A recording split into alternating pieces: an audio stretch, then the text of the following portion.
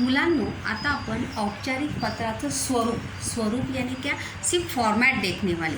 पत्र यहाँ पर हम लिखने वाले नहीं है, सिर्फ क्या देखने वाले हैं, फॉर्मेट, पत्राचा फॉर्मेट की हाऊ टू राइट लेटर, पत्र कशा प्रकारे लिहायचं आहे, पत्र जो है वो किस प्रकार से लिखना है।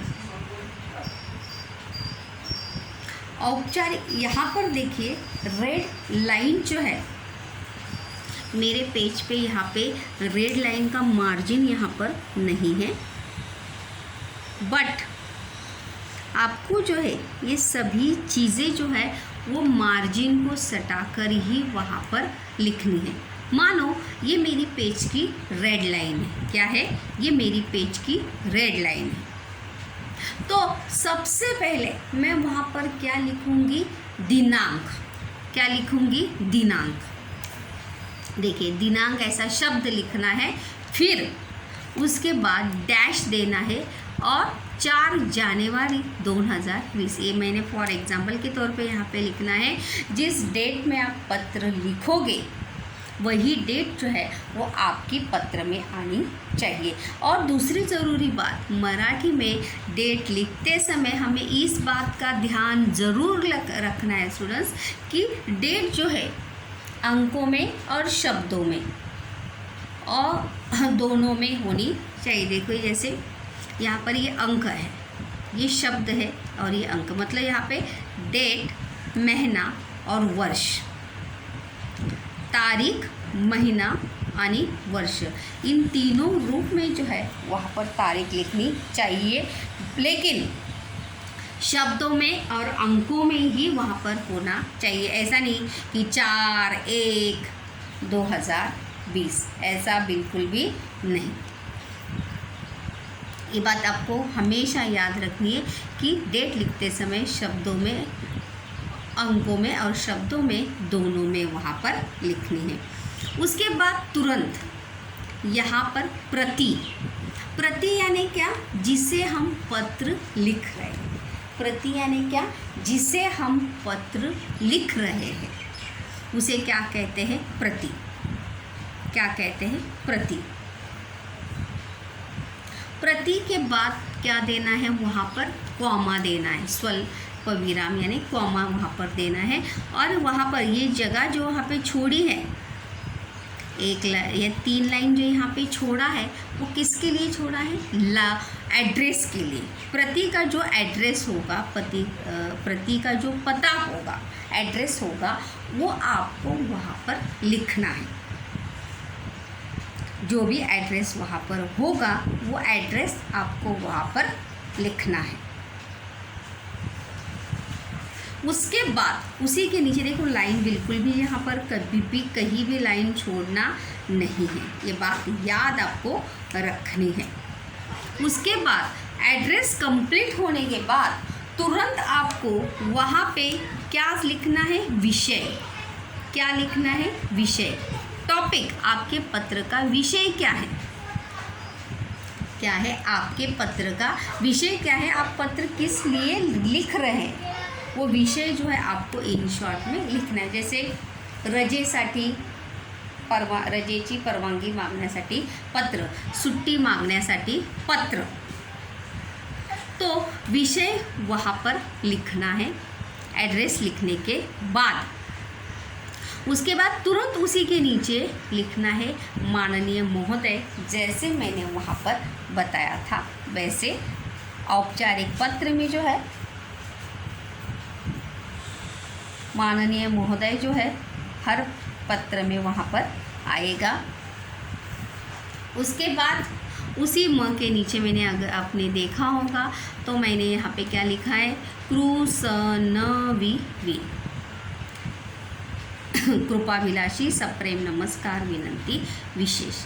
ये यहाँ तक होने के बाद उसी के नीचे लाइन यहाँ पर बिल्कुल भी छोड़नी नहीं है, लाइन यहाँ पर बिल्कुल भी छोड़नी नहीं है। इसके बाद फर्स्ट पैराग्राफ और पैराग्राफ भी बना के लिखना नहीं है। यही से मानो ये मेरे पेज की रेड लाइन है, यहाँ पर मार्जिन है, यही से सटाकर आपको जो है पहला पैराग्राफ या हर पैराग्राफ जो है वहाँ से आपको लिखना है।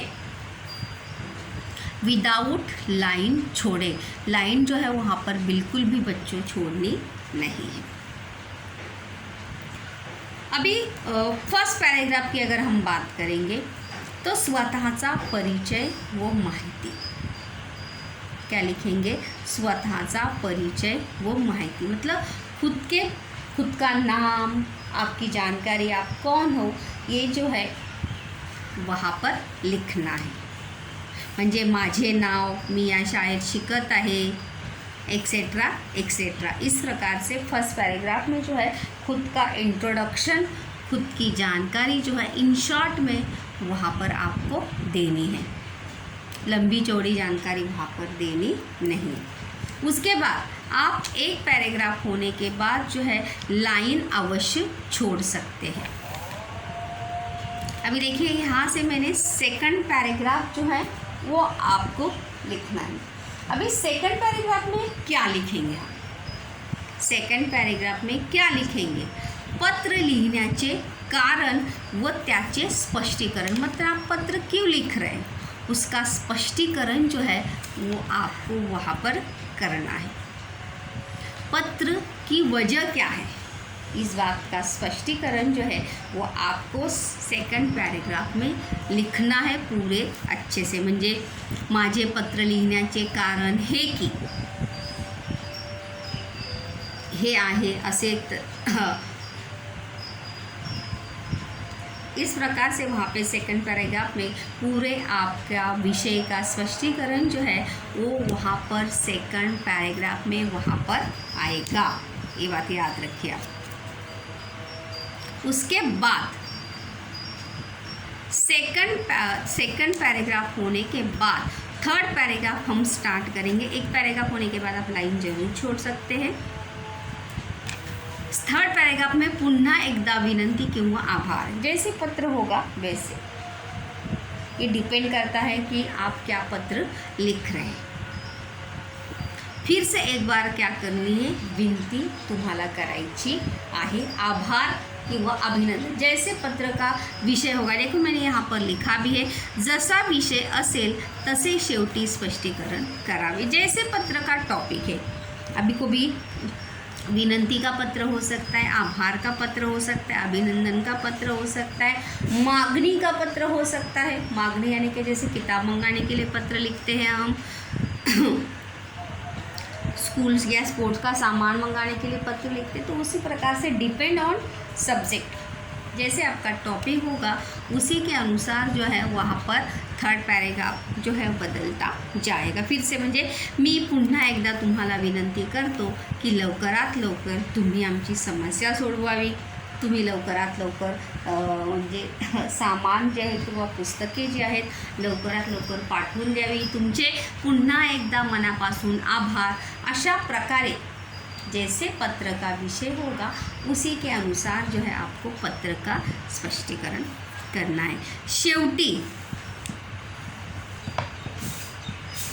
अंतिम में जो है वहाँ पर तस्दीबद्दल क्षमस्व अथवा कळावे या शब्दांनी पत्राचा शेवट करावा। ये भी पैराग्राफ बना के ही लिखना है। थर्ड पैराग्राफ लिखने के बाद, याद रखिए, थर्ड पैराग्राफ लिखने के बाद जो है वहाँ पर आपको ये लिखना है कि तस्दीबद्दल क्षमस्व, मतलब हमने जो आपको तकलीफ़ दी है उसके लिए हम आपसे क्षमा चाहते हैं, क्षमस्व है। कड़ावे इस शब्द का अर्थ भी वही है, मतलब हमने जो जो बातें पत्र में कही है वो आपको समझ में आई होगी या उस पर आप अमल करिए, ऐसा कड़ावे शब्द का अर्थ है। इन शब्दों से क्या करना है, पत्रों का समारोप या पत्र का शेवट जो है तो करायचा आहे। त्यानंतर आपला किंवा आपली नम्र, अगर लड़का है तो क्या आएगा, आपला आएगा, लड़की है तो क्या आएगा, आपली। आपला नम्र संजय राउत, आपला आपली नम्र विशाखा पाटिल, लड़की है मतलब जिस प्रकार से जैसे लड़का, आणि याने पत्राचा समारोप करावा। और अंतिम में पूरा होने के बाद जो है जो पत्र लिख रहा है, जिसे प्रेषक कहते हैं, जिसे पत्र प्राप्त होता है उसे प्रति कहते हैं, जो पत्र लिख रहा है उसे क्या कहते हैं, प्रेषक। औपचारिक पत्र में जो है दोनों एड्रेस आते हैं, प्रति का भी और प्रेषक का भी। तो वहाँ पर नीचे जो है प्रेषक का एड्रेस वहाँ पर आएगा। क मैंने यहाँ पे नाम नहीं लिखा है, आप जहाँ अगर नाम दिया है तो नाम ज़रूर लिखिए वहाँ पर। त्यानंतर विद्यार्थी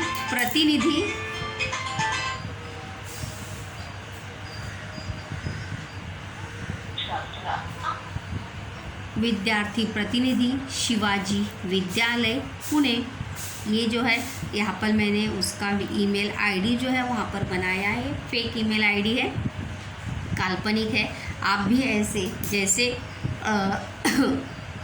आपके पत्र के प्रश्न में जैसे नाम दिया हो उसी प्रकार से ईमेल आईडी जो है वो आपको बनाना है। तो इस प्रकार से जो है औपचारिक पत्र जो है वो आपको लिखना है।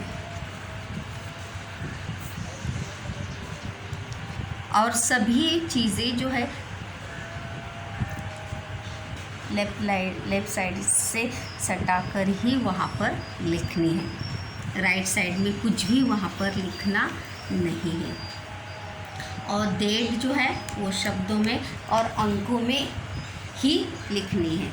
ये बात हमेशा याद रखनी, बच्चे भूल जाते हैं हमेशा शब्दों में अंकों में, मतलब महीना, दिनांक, महीना और वर्ष, ये तीनों बातें जो है वो डेट में आनी चाहिए।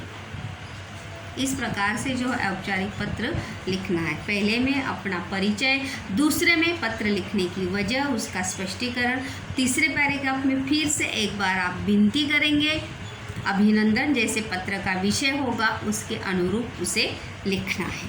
ये बात आपको याद हमेशा रखनी है।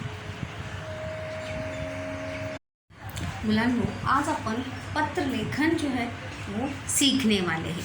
पत्र लेखन कशा प्रकारे लिहायचं ते आपण पाहणार आहोत, परंतु त्याआधी उसके पहले जो है हमें उसकी जानकारी होना जो है वो आवश्यक है। सर्वात आधी आपण पाहणार आहोत पत्राचे दोन प्रकार आहेत। किती प्रकार आहेत पत्राचे? दोन प्रकार। किती प्रकार आहेत पत्राचे? दोन प्रकार पत्राचे आहेत। एक आहे अनौपचारिक पत्र आणि दुसरं आहे औपचारिक पत्र।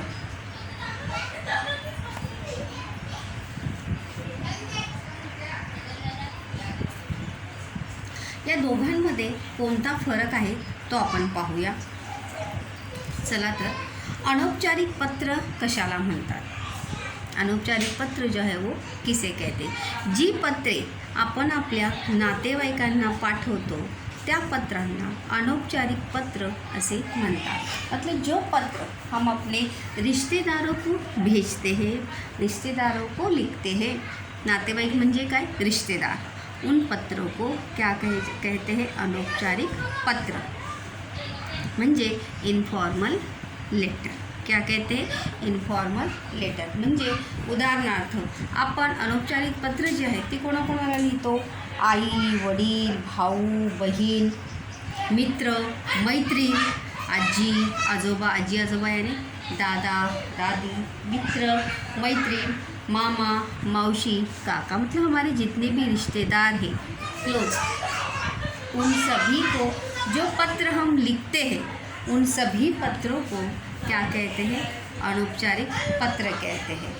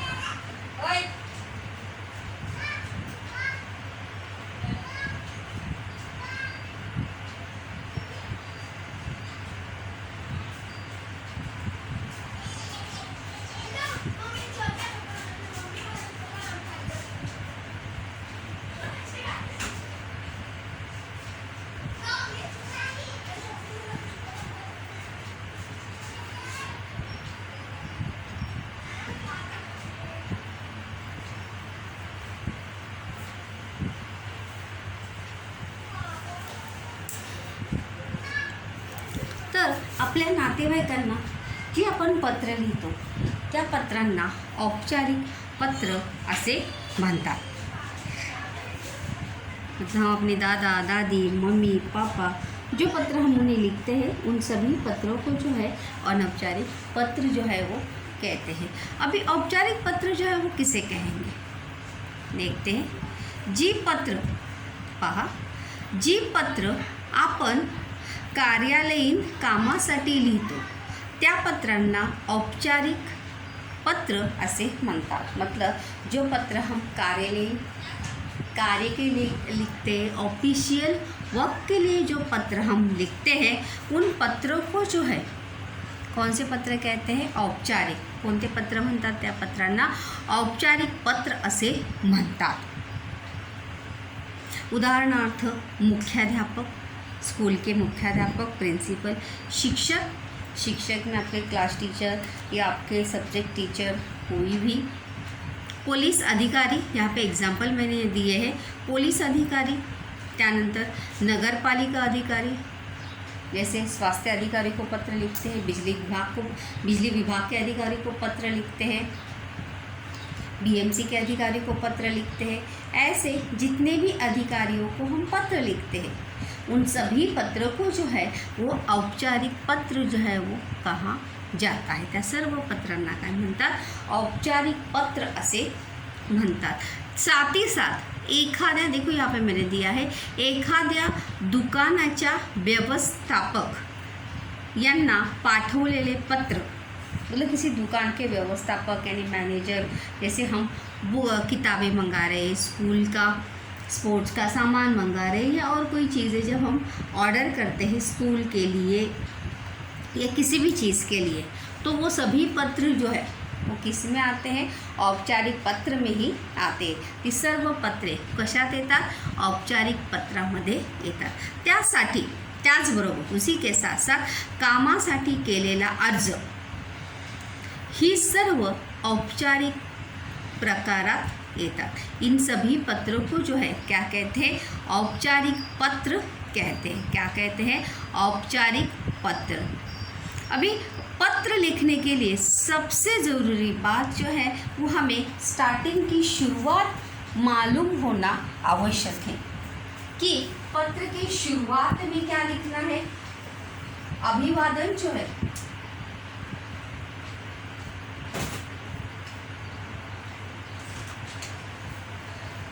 अनौपचारिक पत्र में किसे कौन सा अभिवादन यानी क्या नमस्कार.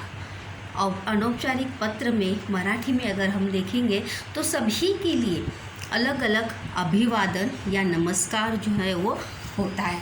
तो ते आपण लक्षात ठेवणे आवश्यक आहे. सिर्फ अनौपचारिक पत्र में जर आपण आपल्या आई वडिलांना पत्र लिखित असू, अगर हम अपने माता पिता को पत्र लिख रहे, मम्मी पापा को पत्र लिखते हैं, तो शुरुआत में डेट फॉर्मेट में हम देखेंगे ही.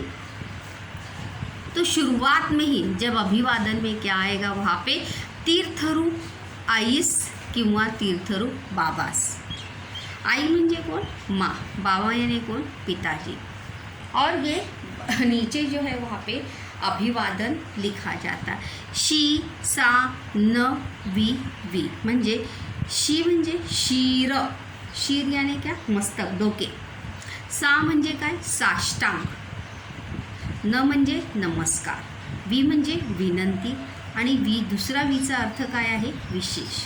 म्हणजे शी सा न वी वी साष्टांग नमस्कार विनंती विशेष ऐसा त्याचा अर्थ है. मतलब जब भी आप अपने माता पिता को पत्र लिखेंगे मराठी में तो शुरुआत में क्या लिखना है इसे लिखना है और उसके बाद first paragraph, second paragraph, third paragraph उसे लिखना है.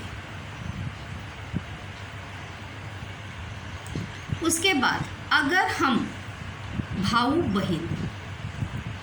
भाई बहन अगर हम छोटे भाई बहन को पत्र लिख रहे हैं, मतलब आपसे भी जो छोटे भाई बहन हैं उन्हें अगर आप पत्र लिख रहे हैं तो उन्हें क्या लिखेंगे. देखिए चिरंजीव रमेश, मतलब मैंने यहाँ पे उदाहरण के तौर पे भाई का नाम लिखा है चिरंजीव रमेश, क्या होगा?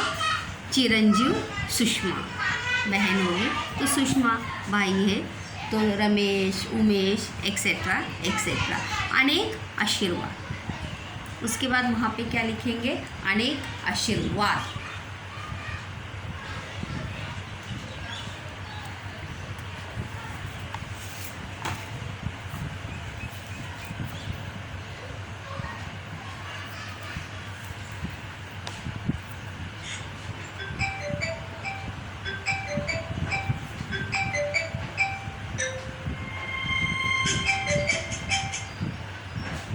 त्यानंतर अगर आप अपने मित्र या दोस्त को पत्र, सहेली को पत्र लिख रहे, आपकी फ्रेंड को या आपके सहेली को अगर आप पत्र लिख रहे हैं तो क्या लिखेंगे? प्रिय राधा। क्या लिखेंगे? प्रिय राधा। सप्रेम नमस्कार, क्या लिखेंगे? प्रिय राधा सप्रेम नमस्कार।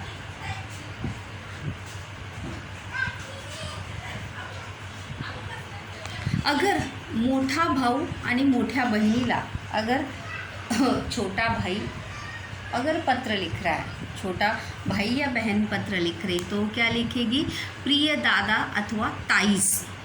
याद रखिए, अगर छोटा भाई बहन बड़े भाई बहन को पत्र लिख रहे वो तो क्या लिखेंगे? प्रिय दादा किंवा ताईस। दादा यानी क्या? बड़े भैया, और ताई यानी क्या? दीदी। ये वहाँ पर लिखेंगे। अगर छोटा भाई बड़े भाई को लिख रहा है तभी, या छोटी बहन बड़े बहन को लिख रहे या बड़े भाई को लिख रहे तभी ये अनुमोदन या अभिवादन वहाँ पर लिखना है। ये बात याद रखिए। सहेली होगी तो क्या? प्रिय राधा। आपके वहाँ पर दोस्त का नाम लिखना है प्रिय श्रीकांत, सप्रेम नमस्कार, जो भी आपके दोस्त का नाम होगा वो। उसके बाद घरातील इतर कोणतीही व्यक्ति, मतलब घर का कोई भी दूसरा बड़ा सदस्य, अगर आप उसे पत्र लिख रहे हैं, अगर आप उसे पत्र लिख रहे मतलब आपके घर का कोई भी बड़ा व्यक्ति, फिर वो आपका चाचा हो सकता है, मामा हो सकता है, दादा हो सकता है, कोई भी, दादी हो सकती है, मौसी हो सकती है, बुआ हो सकती है, घर के किसी भी अगर बड़े सदस्य को आप पत्र लिख रहे हैं तो उनसे अभिवादन के तौर पे, नमस्कार के तौर पे क्या लिखना है? तीर्थ स्वरूप काकास। अभी मैंने यहाँ पर एक एग्जाम्पल वहाँ पर दिया है। अगर आप चाचा को पत्र लिख रहे हैं, मानो मैं अपने अंकल को पत्र या चाचा को पत्र लिख रही हूँ, तो यहाँ पे मैंने क्या लिखा है? तीर्थ स्वरूप काकास। क्या लिखा है मैंने यहाँ पे? तीर्थ स्वरूप काकास, साष्टांग नमस्कार या सानवी, साष्टांग नमस्कार विनंती विशेष, इस प्रकार से लिखना है। कब लिखना है? जब आप घर के किसी बड़े व्यक्ति को पत्र लिखते हैं अपने माता पिता को छोड़कर, तभी वो लिखना है। ये तो हो गया अनौपचारिक पत्र की अभिवादन या सुरुवातीचा, त्याला काय म्हणतात? सुरुवातीचा मायना। काय म्हणतात? सुरुवातीचा मायना। मतलब पत्र लिखते समय किसे क्या लिखना है, म्हणजे कोणाला काय लिहायचं आहे।